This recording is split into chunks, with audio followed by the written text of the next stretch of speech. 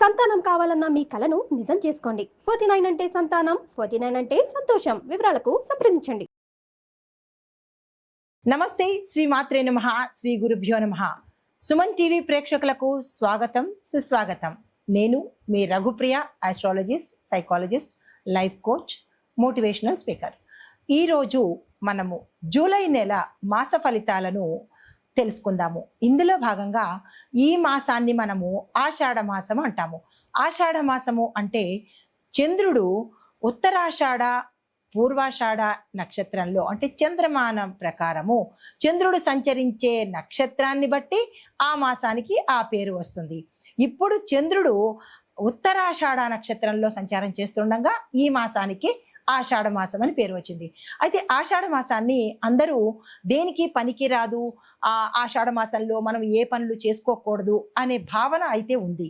అయితే ఈ మాసంలో మనము పూజలు వ్రతాలు చేసుకోవచ్చు, కానీ గృహప్రవేశాలు, ఉపనయనాలు, నామకరణాలు లాంటి శుభకార్యాలనైతే మనము చెయ్యము. అయితే ద్వాదశ రాశుల వారికి ఈ మాసంలో అనగా ఆషాఢము శ్రావణము కలగలిపిన ఈ మాసంలో ఎలా ఉండబోతోంది, స్త్రీలకు ఎలా ఉండబోతోంది, ఈ రాశిలో అంటే ఒక్కొక్క రాశిలో ఒక్కొక్క రంగంలో ఉన్న వాళ్ళకి, స్త్రీలకు, పురుషులకు, పిల్లలకు, ఉద్యోగస్తులకు, వ్యాపారస్తులకు, రాజకీయ నాయకులకు ఎలా ఉండబోతోంది అని సవివరంగా మీకు తెలియజేసుకుంటున్నాను. తదుపరి రాశి మిథున రాశి. ఈ రాశిలో ఉండే స్త్రీల యొక్క ఆరోగ్యం చూసినట్టయితే థైరాయిడ్, ఊబకాయము, మానసిక ఒత్తిడి, ఆందోళన చాలా ఎక్కువగా కనబడుతోంది ఈ రాశిలో ఉండే వారికి.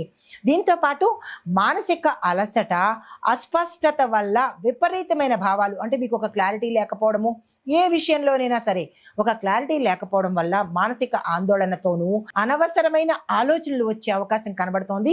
ఈ విషయంలో ప్రతి స్త్రీ జాగ్రత్తగా ఉండే ప్రయత్నం చేసుకోండి. అయితే శరీరంలో వేడి ఎక్కువగా ఉండడం వల్ల తలనొప్పి, ఆకలి లేకపోవడము, ఇవి చాలా ప్రమాదకరము. చాలా జాగ్రత్తలు తీసుకోండి. అయితే మీకు ఆ జాగ్రత్తలు కూడా నేను చెప్తున్నాను.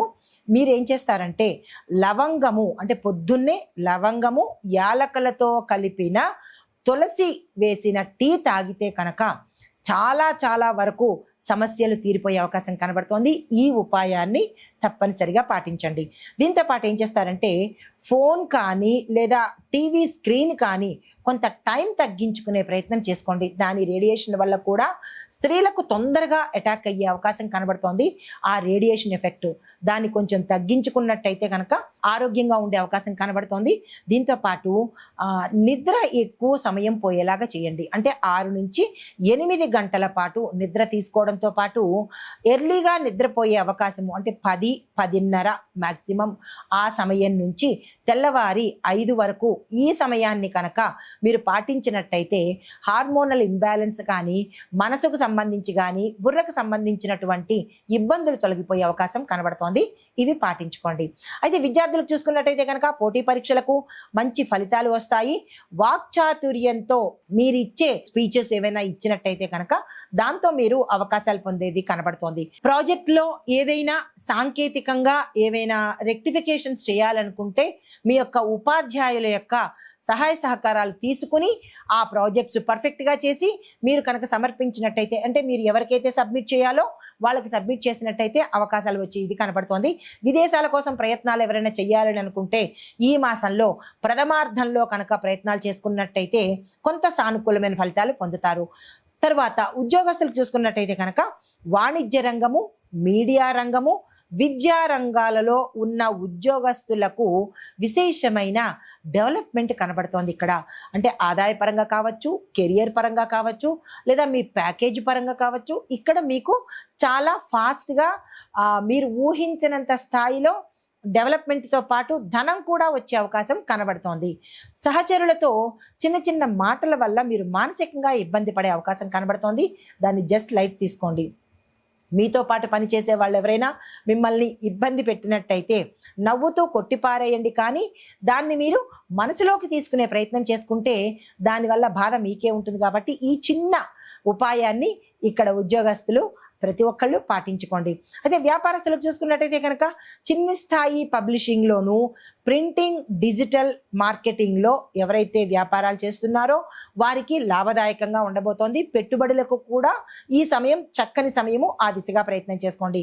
అయితే కొనుగోళ్లు అమ్మకాళ్ళ విషయంలో అనిశ్చిత, అంటే ఒక స్టేబిలిటీ లేదు కాబట్టి, డైలమాలో ఉంది కాబట్టి, ఏదైనా కొనుక్కోవాలన్నా అమ్మాలన్నా అది ఆస్తులు కావచ్చు, ప్రాపర్టీస్ కావచ్చు, లేదా అంటే కనుక మీ యంత్రాలు కావచ్చు, లేదా అంటే మీ యొక్క బిజినెస్ కావచ్చు, ఏదైనా సరే అమ్మకానికి పెట్టినా కొనుక్కోవడానికి తీసుకున్నా కానీ జాగ్రత్తలు తీసుకుని చేసుకోండి. డబ్బుకు సంబంధించిన నిల్వల విషయంలో, డాక్యుమెంట్స్ని దాచుకోవడం విషయంలో జాగ్రత్తలు తీసుకునే ప్రయత్నం చేసుకోండి. కొంత మిస్ అయ్యే అవకాశాలు కూడా ఇక్కడ కనబడుతున్నాయి. ఈ విషయంలో అప్రమత్తంగా ఉండే ప్రయత్నం చేసుకోండి. తర్వాత వ్యవసాయదారులకు చూసుకున్నట్టయితే కనుక ఇన్ఫర్మేషన్ టెక్నాలజీ ఆధారిత వ్యవసాయాన్ని చేసినట్టయితే కనుక జెనెటిక్ విత్తనాల మీద శ్రద్ధ పెట్టండి, ఆసక్తి చూపండి. అలాంటి వ్యవసాయ సాగు పద్ధతులను మీరు అలవాటు చేసుకోండి. అయితే ప్రాచీన పద్ధతుల కంటే, అంటే పూర్వం గతంలో చేసే ఆ వ్యవసాయ పద్ధతుల కన్నా ఆధునిక పద్ధతుల మీద, లేటెస్ట్ టెక్నాలజీ కనుక మీరు మీ వ్యవసాయ రంగంలో కనుక ఉపయోగించినట్టయితే ఎక్కువ పంట, ఎక్కువ రాబడి వచ్చే అవకాశం కనబడుతోంది. ప్రతి ఒక్క రైతు ఈ విషయంలో జాగ్రత్తలు తీసుకోండి. రాజకీయ పరంగా చూసుకున్నట్టయితే కనుక మీ మాటకు ప్రజల్లో ప్రాచుర్యం పొంది ఒక గౌరవము, ఒక స్థానము ప్రజల గుండెల్లో ఏర్పరచుకునే అవకాశం ఈ రాశిలో ఉండే రాజకీయ నాయకులకు కనబడుతోంది. అయితే మిత్రవర్గంలో మీ అభిప్రాయాలు కొంతమంది యాక్సెప్ట్ చేయవచ్చు, మరి కొంతమంది రిజెక్ట్ చేసి మిమ్మల్ని అవమానపరిచే అవకాశం కనబడుతోంది. ఈ విషయంలో జాగ్రత్తలు తీసుకోండి. వాతావరణ పరంగా చూసుకున్నట్టయితే కనుక కాసేపు వేడిగాను, కాసేపు చల్లగాను, తేమగాను ఉండి వర్షం కొంతసేపు, వేడి కొంతసేపు, ఇలాగా మిశ్రమ ఫలితాలు కనబడుతున్నాయి వాతావరణంలో. దానివల్ల వచ్చే వ్యాధులు జలుబుకు సంబంధించి, శ్వాసకోశాలకు సంబంధించినటువంటి, అంటే లంగ్స్ పరంగా ఇబ్బందులు కలిగే అవకాశం కనబడుతోంది. దానికి తగిన జాగ్రత్తలు తీసుకోండి. ప్రయాణాల పట్ల మాత్రము విపరీతమైన జాగ్రత్తలు తీసుకోండి. ఇంకా తప్పదు మేము వెళ్ళాలి అని అనుకున్న వాళ్ళకి ప్రికాషన్స్ తీసుకుని అప్పుడు ప్రయాణాలు చేసేందుకు ఉపక్రమించండి. కుటుంబ పరంగా చూసుకున్నట్టయితే కనుక అన్నదమ్ముల మధ్య విభేదాలు లేకుండా చూసుకోవాలి. లేదు అంటే కనుక అన్నదమ్ములు విడిపోయే పరిస్థితి ఇక్కడ ఎక్కువగా కనపడుతోంది. జాగ్రత్తలు తీసుకునే ప్రయత్నం చేసుకోండి. అయితే అత్తవారింటి పరిస్థితులు ఈ రాశిలో స్త్రీలు కానీ పురుషులు కానీ ఉన్నట్టయితే, అంటే స్త్రీలకి పురుషులకి సంబంధించి అత్తవారింట ఎటువంటి ఇబ్బందులైనా ఉన్నట్టయితే కనుక అవి సమసిపోయి పరిష్కార మార్గానికి వచ్చే అవకాశం ఈ సమయంలో కనబడుతోంది. పిల్లల చదువు మీద మీరు ఖర్చులు ఎక్కువగా పెట్టవలసిన అవసరము ఈ మాసంలో గోచరిస్తోంది. కానీ అప్పుడు దేనికి ఎంత ఖర్చు పెట్టాలి అనే ఒక ప్రణాళిక వేసుకుని అనవసరమైన ఖర్చులు జాబితాలోంచి తీసేసి అవసరమైన ఖర్చులు మాత్రమే మీ పిల్లల మీద పెట్టే ప్రయత్నం చేసుకోండి.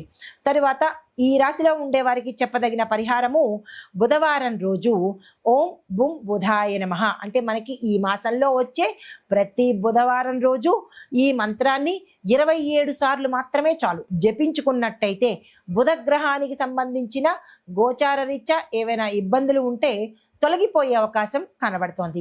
దీంతో పాటుగా అంటే ప్రతి గురువారము మీరు ఆకుపచ్చని వస్త్రాలను తప్పనిసరిగా ధరించినట్టయితే, ఏ కార్యం నిమిత్తంగా వెళ్ళినా లేదంటే ఏ పని మీద వెళ్ళినా ఆకుపచ్చ వస్త్రాలు ధరించి వెళ్ళినట్టయితే కనుక శుభ ఫలితాలతో ఇంటికి తిరిగి వచ్చే అవకాశం కనబడుతోంది.